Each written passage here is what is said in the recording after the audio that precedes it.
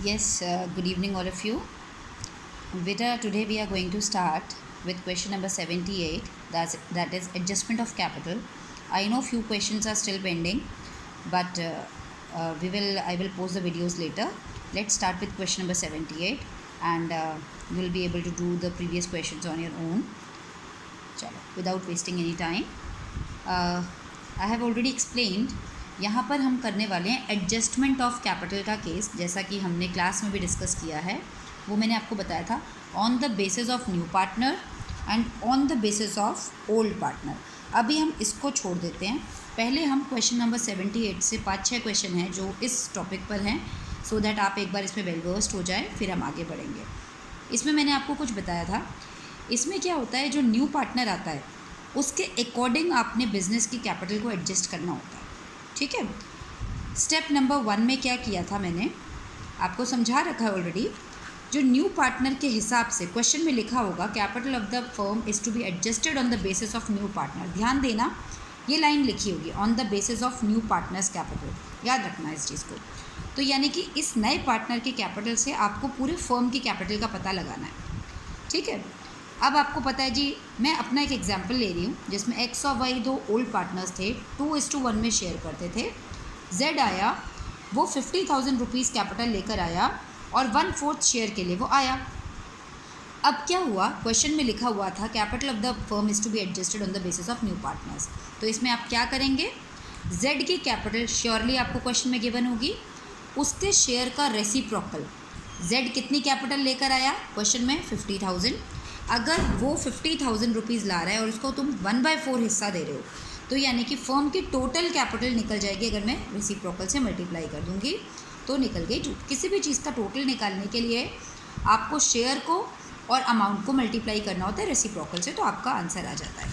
तो step number 1 में हमने क्या सीखा, हमारा मेन पर्पस है क्या निकालना, टोटल कैपिटल. और वो कैसे निकलती है, न्यू पार्टनर की capital multiply by new partner का जो शेयर है उसका reciprocal. Step number 1 I hope clear है. तो हमारे को पता चल गया कि जेड के आने के टाइम पर हमें अपने फर्म की कैपिटल को कितना रखना है, 2 लाख रुपीज़ रखना है. ध्यान से समझेंगे क्योंकि इसके बाद आपने 5-6 क्वेश्चन इसी टॉपिक पे करना है. फर्स्ट स्टेप हमारा था टोटल कैपिटल. जेड के आने पर फर्म की पूरे तीनों की मिला के 2 लाख रुपये होनी चाहिए. क्योंकि ये टोटल है, इसीलिए अब हम इसको टोटल पार्टनर्स में बांट देते हैं.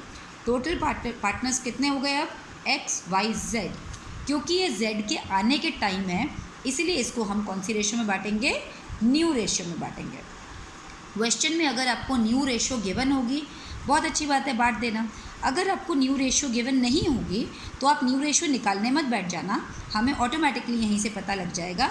जेड की तो कैपिटल पता ही है आपको, जेड कितने पैसे लाया है जी, 50,000. तो इस 2 लाख में 50,000 जेड के हैं. 2 लाख में से 50,000 गए, बचे कितने, 1,50,000. 1,50,000 किसके होंगे, एक्स और वाई के होंगे. तो वो एक्स वाई में 2:1 में बांट देना. ऑटोमेटिकली जो बट के आएगा ये आपका न्यू रेशियो में ही आ जाएगा. समझ आई. तो न्यू रेशियो अगर नहीं गिवन तो don't waste your time in calculating the new ratio, it is a shortcut. Z आपका 50,000 लाया, 2 में से 50 उसके पास चला गया, तो बचा कितना, 150. 150 को ओल्ड रेशियो में बांट देना. ऐसा कब करेंगे, जब आपको क्वेश्चन में न्यू रेशियो गिवन नहीं होंगे. तो ये कैपिटल है, यानी कि जेड के आने के बाद से अब बिजनेस में इन तीनों का इतना ही पैसा लगा हुआ होना चाहिए. तो आपको पता है उसके आने के बाद साल के अंत में इन तीनों के पास इतनी ही पूंजी होनी चाहिए. तो अंत वाली पूंजी को क्या कहते हैं, बैलेंस सीडी. तो आप जब आप कैपिटल अकाउंट बनाएंगे तो बैलेंस सीडी आप ये लिख देंगे. ओके, इसको हमने बस यहीं तक समझना है. फिर बैलेंस सीडी जब आप लिख दोगे कैपिटल अकाउंट में, तो ज़रूरी नहीं कैपिटल अकाउंट मैच हो जाएगा. कैपिटल अकाउंट में कमी कसर आएगी, जब हम क्वेश्चन करेंगे तो और क्लियर हो जाएगा. तो आपने बैलेंस सीडी लिख दिया जी, लेकिन अभी भी आपके कैपिटल अकाउंट में कहीं ना कहीं कुछ कमी रह रही है, दोनों साइड टैली नहीं है. तो जिसकी भी जो भी बैलेंसिंग फिगर आएगी, चाहे वो लेफ़्ट साइड आए चाहे राइट साइड आए, डेबिट क्रेडिट कहीं पे भी आए, तो उस बैलेंसिंग फिगर को क्वेश्चन में दिया होगा, या तो आप कैश से पूर्ति करेंगे उसकी, या आप करंट अकाउंट से. ये दोनों चीज़ों में से एक नाम मेंशन होगा. अगर कैश लिखा होगा तो आप कैश या बैंक में से जो बोला होगा वो लिख देना. अगर करंट अकाउंट स्पेसिफाई किया होगा तो वो लिख देना. ओके, ये आपका था on the basis of new partners. अब पहले हम इससे रिलेटेड क्वेश्चंस करेंगे, फिर हम आगे काम करेंगे.